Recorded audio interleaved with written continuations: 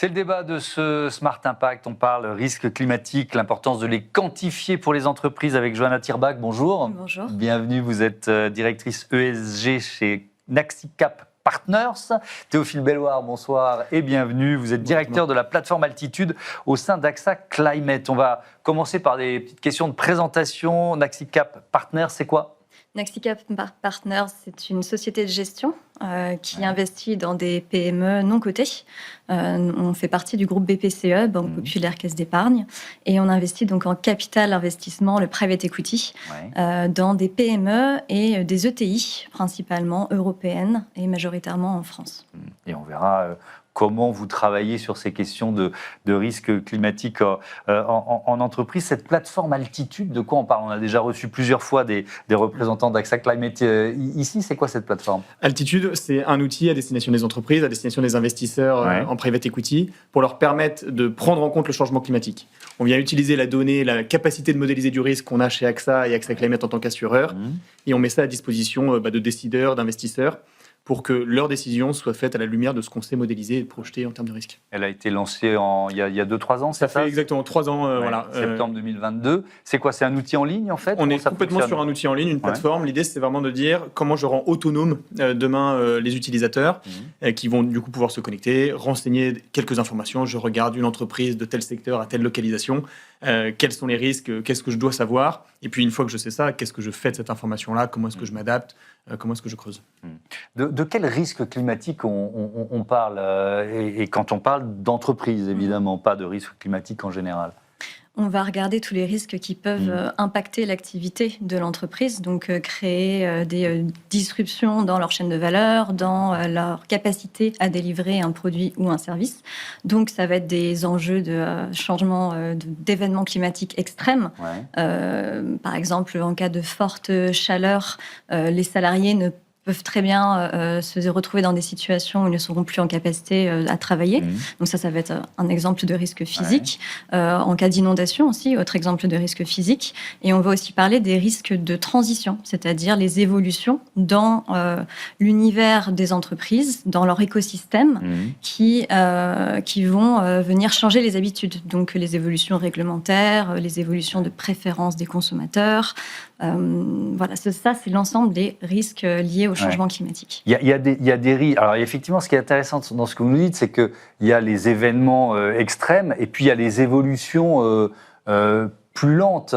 Les deux sont intégrés finalement à l'anticipation du risque. Oui, exactement. Et en fait, on a vraiment cet enjeu à la fois des événements extrêmes qui sont un risque aujourd'hui, mais aussi demain. On dit les inondations d'aujourd'hui, à quoi ressemblera-t-elle demain ? Elles sont peut-être plus fortes. Exactement. Voilà. Et puis, effectivement, il y a tout ce qui va être ce qu'on appelle des risques chroniques, mais c'est la raréfaction de la ressource en eau, c'est des températures futures un peu plus élevées. Il y a des exemples, quand on construit des centrales photovoltaïques, par exemple, on sait que chaque degré supplémentaire en moyenne, c'est 0,5 à 1% de rendement en moins pour une centrale. En fait, je construis sur 20 ans une infrastructure. Comment est-ce que je suis capable de regarder pour se dire, en fait, j'ai peut-être 3, 4, 5, 6% de moins de rendement lié à l'augmentation des températures, lié au changement aussi de la ressource renouvelable. On l'a eu, il y a des éoliennes, où il y a vraiment des parcs éoliens, on fait moins 10% de production par rapport à ce qu'on avait estimé, simplement parce que changement de régime de vent. Est-ce que, Johanna, on a tendance d'abord à voir alors là, c'est mon réflexe de journaliste, mais les événements les plus spectaculaires, ceux qui justement vont faire la une de l'actualité parce qu'il y a une inondation ou alors un typhon dans un pays, etc. Ou est-ce que les entreprises, quand même, ont plus de facilité, au contraire, à travailler sur le temps long en se disant, voilà, moi je vais créer ma boîte à Perpignan, je sais que mes ressources en eau, ça va être une vraie question à se poser. Alors, il y a les deux, bien entendu. Dans un premier temps, ce qui saute aux yeux, va être les événements un peu intenses qui vont permettre quelque part d'avoir une vraie prise de conscience et de se dire, en fait, il faut que j'anticipe parce que je ne peux pas juste me permettre, quand il y a une vague de chaleur à un instant T, de dire, tiens, je vais mettre un bloc de climatisation et puis on verra un peu au fur et à mesure. Dans une logique d'entreprise et d'anticipation des coûts aussi, de gestion vraiment de ces investissements, on a besoin de voir sur le temps long et de se dire, je sais qu'il va y avoir une augmentation des vagues de chaleur dans certaines zones du sud de la France, du sud de l'Europe également, et voir une remontée un peu des vagues de chaleur progressivement sur l'ensemble du territoire. Et donc les outils comme Altitude permettent d'identifier où sont ces risques physiques et de cibler sur les usines de fabrication, sur les lieux de stockage qui vont être de plus en plus soumis à des événements, inondations, chaleur, etc. Alors, on a commencé à y répondre, mais pourquoi c'est essentiel de les cartographier et de les anticiper et à quel point ça rentre ou c'est déjà rentré dans la stratégie de vos clients? Ou est-ce qu'il faut encore évangéliser? Vous voyez ce que je veux dire? Là, on a vu sur les 3-4 dernières années, c'est vraiment rentré dans la stratégie, parce que de plus en plus d'entreprises ont souffert d'impact climatique. Ça a eu un impact sur leur PNL. On a une perte, et donc on se dit très bien, mais en fait, quel est peut-être l'angle mort que j'ai et tous ces risques que je n'ai pas mesurés.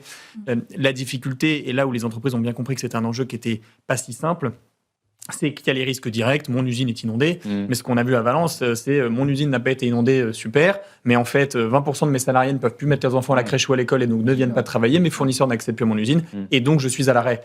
Et c'est cette part d'exploitation qui est très colossale, et donc on le voit aujourd'hui, tous les investisseurs, quand ils regardent une entreprise, vont s'assurer qu'effectivement les revenus et les coûts de cette entreprise sont maîtrisés d'un point de vue climatique, et les entreprises elles-mêmes. Je crois qu'avec Naxicap, vous avez joué un rôle important dans la mise en place de cette plateforme. On en discutait tout à l'heure. On a été apparemment le premier client à signer, à souscrire. Alors, je veux bien savoir pourquoi vous en aviez à ce point besoin. Intuitivement, je le comprends, mais je veux bien que vous m'expliquiez. C'est vrai que je n'ai pas forcément réexpliqué, mais Naxicap est un acteur de l'investissement responsable engagé depuis plusieurs années. On est également challengé de toutes parts par nos investisseurs, qui sont nos clients. On est challengé par les régulateurs, qui nous demandent de faire de plus en plus attention à ces enjeux.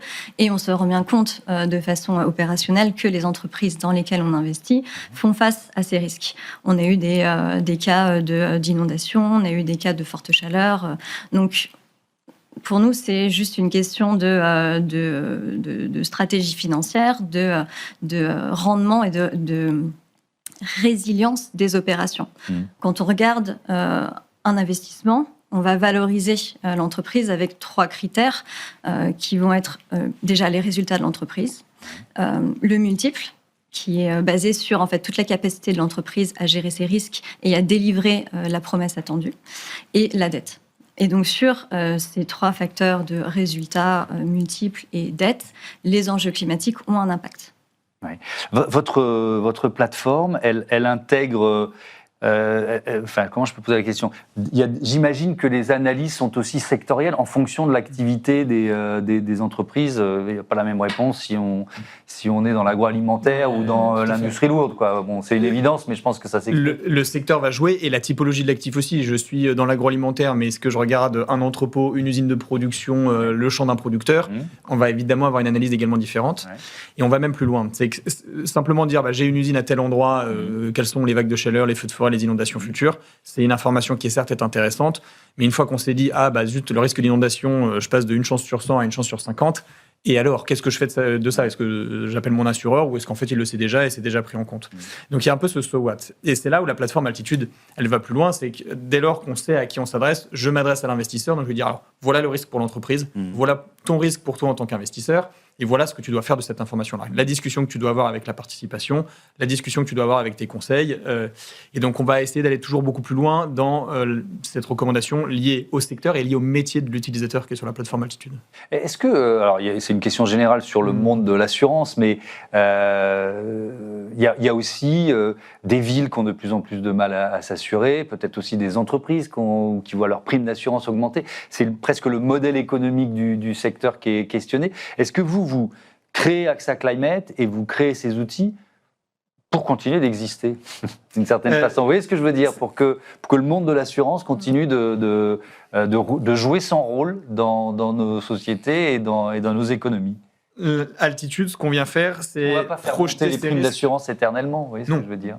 Non, et en fait, l'enjeu qu'on a, nous, Altitude, c'est d'éclairer les clients, qui sont d'ailleurs pas forcément des clients assurés chez AXA, sur quels seront leurs risques dans 5 ans, dans 10 ans, dans 20 ans.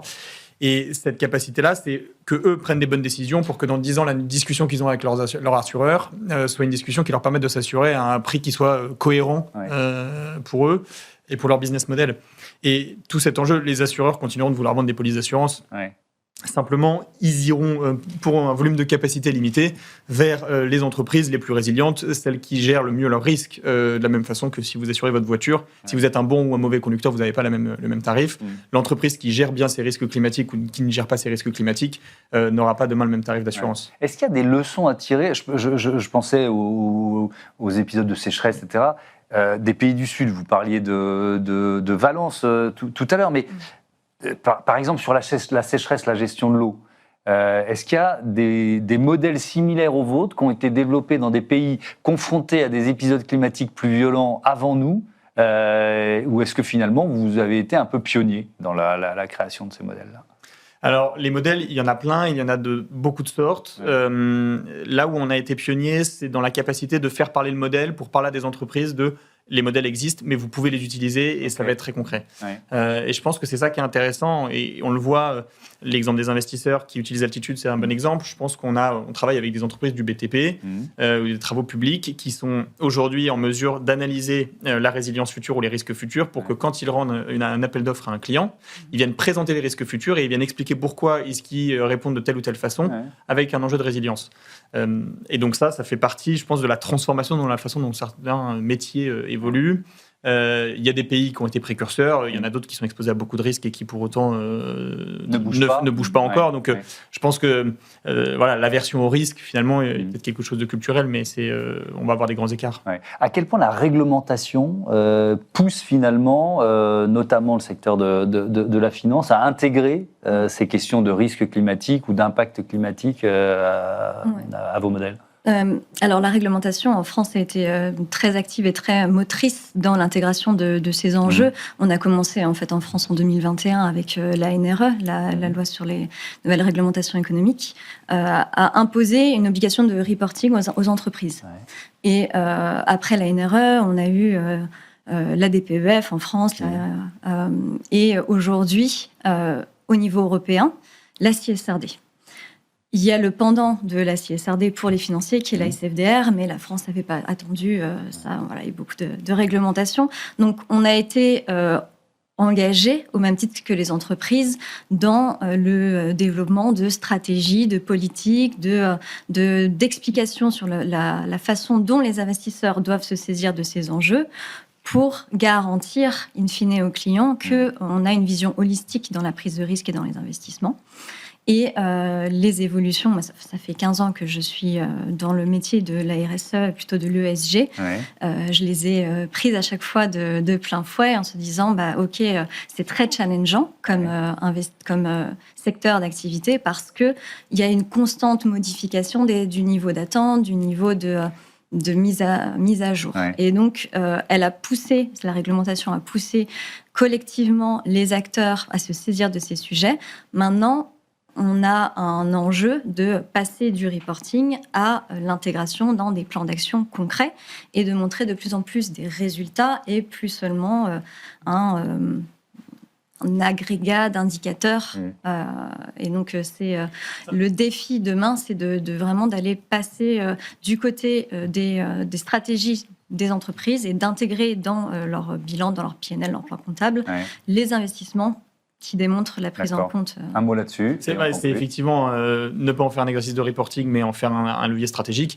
La réglementation a l'intérêt et l'avantage de donner un cadre qui soit le même pour tout le monde et une méthode.